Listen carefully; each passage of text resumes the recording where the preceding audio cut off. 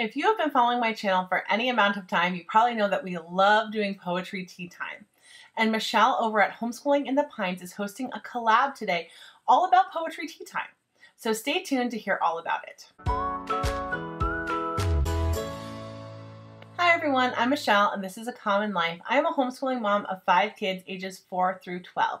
And Michelle at Homeschooling in the Pines is hosting a collab today all about poetry tea time. We love doing poetry tea time. It's probably one of our favorite things to do, I would say. My kids talk about it all the time.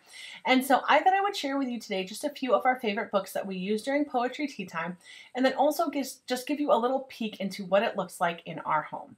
I'm going to share with you right now a couple of books that I know I have already shared on my channel, but these are like our tried and true poetry tea time books.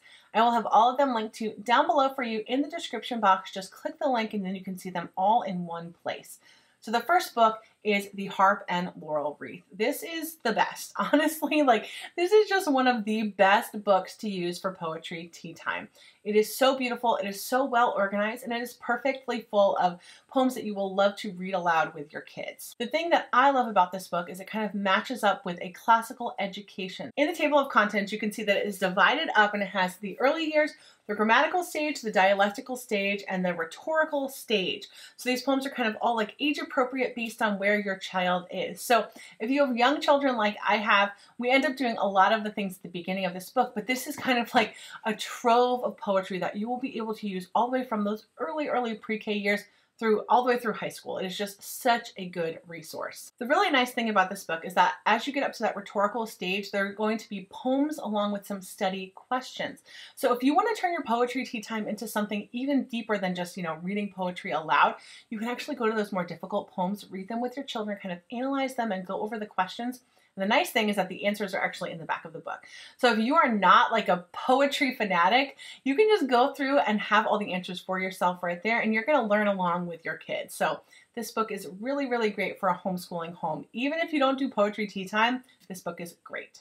And I know I've definitely shared this next book with you, but we use it every single time that we do poetry tea time. And it is this Book of Nature Poetry by National Geographic. There's also an animal one. I will have it linked to down below so you can check it out. These are the best.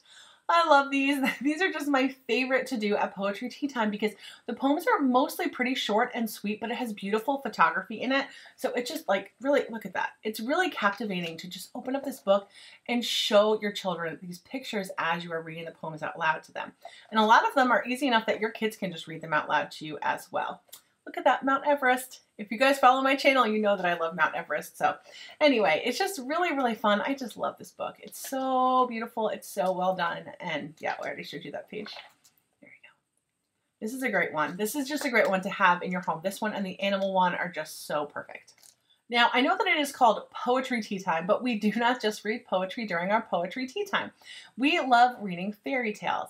If you are a homeschooling mom, you probably know about how fairy tales are one of the most recommended types of books for children. They follow that beautiful story arc and they have good versus evil and all these really amazing themes, and they're just really great to read with young children. So we love reading from the Red Fairy book. There are lots of different fairy books. They're all different colors, each of the books, but we only have the Red Fairy book so far. And I would love to add to this collection in the future, but these are really, really great stories. And they're pretty short. Some of them are longer than others, but pretty much they're pretty short. And it's written in a language that is a little bit, I don't know, more difficult, which I like. I love challenging my children to hear, different ways that people speak and things like that, because a lot of books that we read nowadays, the language is just kind of colloquial. It's just the way that we speak, but this is much more well written, and I really like that about it. In the table of contents, you can see there are, whoop, you can't see anything. There we go. There are lots of different stories in this book, and since these stories are nice and sweet, it's easy to just kind of read through one while your children are sipping tea or having a little snack. We also like reading through these Shakespeare stories for young readers, and these are all really short as well, and they're fun to just kind of give kids an exposure to different works of Shakespeare.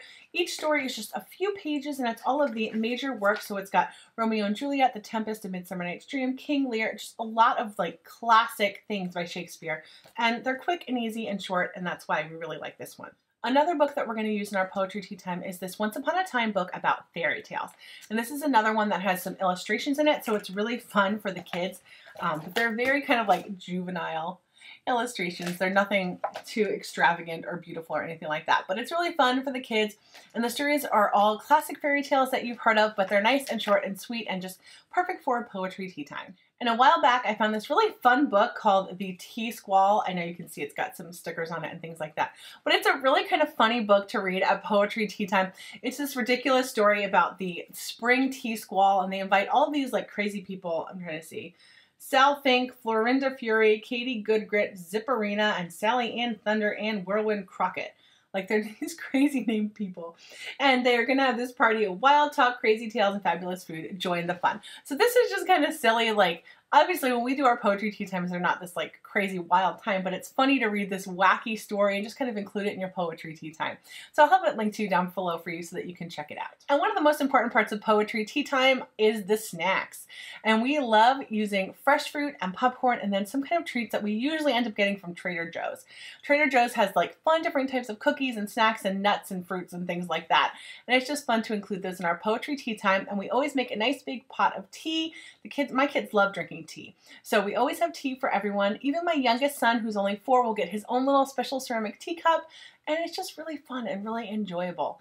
And we usually light a candle and put a tablecloth on the table and just make it look really, really pretty. And it's just really fun and enjoyable for all of us. All of us enjoy doing poetry tea time together.